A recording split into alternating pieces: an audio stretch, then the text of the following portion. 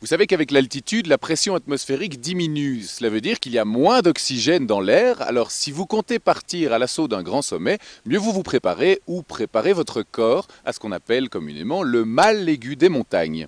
La meilleure prévention pour ne pas avoir un mal aigu des montagnes, c'est de s'acclimater. C'est-à-dire qu'il faut laisser le temps à l'organisme de fabriquer des globules rouges et de s'adapter à cette hypoxie. Et en fait, on s'adapte très bien si on a le temps. Le mal aigu des montagnes se manifeste par des maux de tête, des nausées, des vomissements ou des insomnies. Et dans certains cas, il peut être bien plus dangereux. Ça peut conduire à deux grandes complications qui sont l'œdème pulmonaire de haute altitude, c'est-à-dire avec de l'eau dans les poumons comme un œdème cardiaque, donc qui peut aller jusqu'à l'asphyxie et la mort, ou alors l'œdème cérébral qui fait tous les symptômes, c'est-à-dire soit antitube, soit on s'endort, soit on est dans un coma très profond qui peut également conduire à la mort. Il faut s'alarmer si on a des problèmes respiratoires et si on urine plus beaucoup.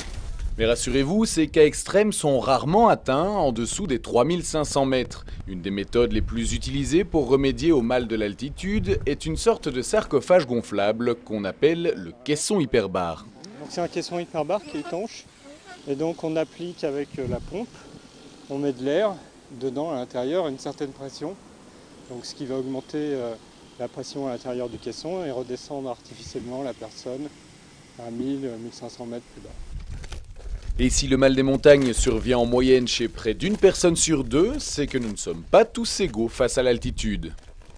On peut avoir quelqu'un qui est marathonien par exemple depuis 20 ans et qui est très affûté physiquement, il peut présenter des problèmes en altitude. De même que quelqu'un qui est asthmatique par exemple, il va pas être bien en altitude. Les asthmatiques, les problèmes cardiaques, etc.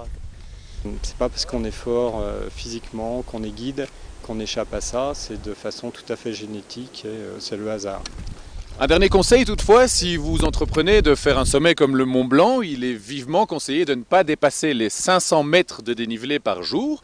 Et si malgré tout le mal aigu des montagnes vous gagne, la solution la plus simple... Si ces symptômes-là continuent et s'aggravent, il faut redescendre de suite. C'est le seul remède efficace.